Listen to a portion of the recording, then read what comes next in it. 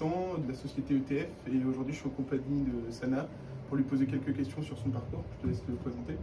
Bonjour, je m'appelle Sana Ferjani, j'ai 22 ans, je viens de l'Algérie et ça fait 8 mois que je suis en France pour étudier. D'accord.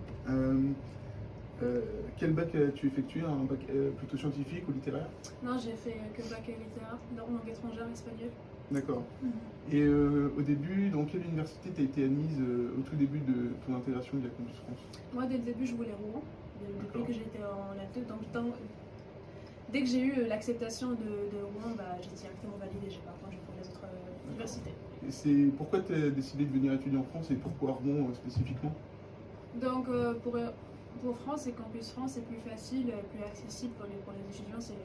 Voilà, on peut être accepté facilement. Okay. Et pour Rouen, quand j'étais en L2 en Algérie, ils ont fait une offre de bourse pour l'université. J'ai essayé de m'inscrire et tout, mais j'ai pas pu terminer la procédure. Donc en L3, quand j'ai commencé les démarches, j'ai dit pourquoi pas, je vais tenter encore une fois pour Rouen. Et cette fois, ça a marché? Oui, ça a marché. Les démarches avant d'arriver en France, etc., Campus France, est-ce que tu dirais que c'est plutôt compliqué ou plutôt abordable pour les étudiants? C'est un peu compliqué, question papier et tout, parce que l'administration algérienne n'est pas vraiment ouf. Donc, c'est beaucoup de papier, beaucoup d'inscriptions, beaucoup de mails qu'on doit attendre et tout, beaucoup de stress, mais ça va, ça passe. Oui, c'est pas... niveau du visa, parce que on sait que c'est un papier très compliqué à obtenir, est-ce que tu dirais que tu t'en es plutôt bien sorti ou justement pareil, difficultés administratives, etc.? Pour moi, c'était facile, c'était vraiment facile parce que j'avais de la chance, j'ai de la famille ici qui m'ont beaucoup aidé pour avoir une garant, pour avoir l'hébergement. Mais par exemple, pour mon meilleure amie, ce n'était pas le cas parce qu'elle n'avait pas de garant, pas une personne pour l'héberger et tout. Donc voilà, oui. Okay. Et une fois que tu es arrivé en France, est-ce que tu as rencontré quelques difficultés à niveau administratif ou même au niveau de la scolarité? Est-ce que tu t'es senti à l'aise? La scolarité en université, non, pas du tout, mais par exemple, pour avoir mon assurance ou pour avoir mon titre de séjour, j'avais du mal à... c'est compliqué. C'est compliqué, c'est vraiment compliqué. D'accord. Et au niveau de l'intégration à l'université de Rouen en particulier, tu t'es senti à l'aise? Est-ce qu'on t'a mis à l'aise les étudiants? Oui, surtout. Rouen est connu pour accepter les étudiants étrangers et tout, donc je me suis pas sentie un peu étrangère. Et puis les étudiants que j'ai rencontrés, les binômes que j'avais, ils étaient vraiment curieux, vraiment aimables et tout. Ça va. Niveau du logement, est-ce que tu peux nous en dire plus? Comment tu t'es débrouillé pour trouver quelque chose franchement, c'était facile. Je suis arrivée la première semaine de septembre ici à Rouen. Normalement, tout est pris et tout, mais pas du tout. Ça m'a pris même pas 100 jours et j'avais déjà trouvé un logement.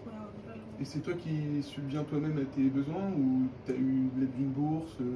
Non, on n'a pas le droit à une bourse parce qu'on a une exonération. Et du coup, quand je suis arrivée, mes parents m'ont donné une somme avec laquelle je me suis financée. Jusqu'à maintenant, j'ai le stage qui est rémunéré. Ok, ouais, donc le stage te permet, ça fait un peu office de job étudiant, tout ça. Exactement, oui. D'accord. Donc du coup, on va parler un peu de ton stage là, qui te sert de job étudiant. Est-ce que tu peux nous dire qu'est-ce que tu fais, combien d'heures tu travailles par semaine, etc. Donc je suis stagiaire dans une boutique de prêt-à-porter féminin. Mes missions sont gérer la boutique, je fais de la communication, je fais la logistique, l'inventaire, tout ça. Déjà, ça me permet de parler avec les clients, ça me développer mon français, même des fois en anglais, parce qu'il y a pas mal de touristes qui passent. Voilà, à peu près. Ça te permet de garder un certain contact social avec les gens et de progresser en français. Oui, beaucoup.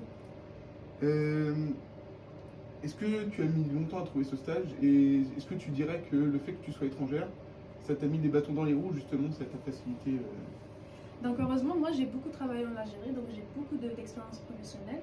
Et comme je parle 4 langues, je suis polyglotte, j'ai eu pas mal de retours pour passer des entretiens, mais comme je suis étrangère, ce n'était pas vraiment le cas. J'étais acceptée par une entreprise à Paris, mais j'ai refusé à la fin parce que c'est à Paris. Et là, ici, c'est petit, c'est loin. Oui, c'est convivial. Oui, ça va. Et désormais, maintenant que tu es en France et bien installé, qu'est-ce que tu dirais de la vie en France? Est-ce que c'est ce à quoi tu t'attendais? Est-ce que ça remplit tous les critères que tu as? En vrai, non, je ne m'attendais pas à ça, mais dès que je suis arrivée, j'ai adoré surtout le style de vie et tout. Pas le climat, c'est trop froid, mais oui, ça va. Est-ce que tu dirais que tu es satisfaite de la vie que tu mènes actuellement? Est-ce que tu as des choses que tu pourrais améliorer ou des choses justement où tu souhaiterais revenir en arrière? Pas du tout, pas du tout. Peut-être. Non, ça va. Ça va. Est-ce que tu recommanderais aux étudiants étrangers comme toi de réaliser un parcours similaire au tien et de passer par Campus France? Oui, Ouais. oui, carrément. Franchement, en fait, venez. Je sais, ça demande beaucoup de travail, c'est stressant et tout, mais ça vaut le coup. D'accord. Et si oui, est-ce que tu as quelques conseils à leur donner au niveau des papiers, du visa Franchement, j'ai beaucoup de conseils pour vous. Donc, première chose à faire, si vous comptez commencer les démarches en mois de septembre, première chose à faire, c'est d'avoir une boîte mail dédiée à ça, Ouais. avec votre nom et prénom écrit comme sur votre pièce d'identité. Après, pour le stress, ne vous inquiétez pas, ça va venir, ça va arriver, c'est pas grave. Travaillez beaucoup sur votre français, c'est essayer de maximum d'avoir pas mal d'expériences professionnelles en Algérie parce que c'est très bien vu ici en France. Ben voilà, bon courage. Voilà, merci beaucoup.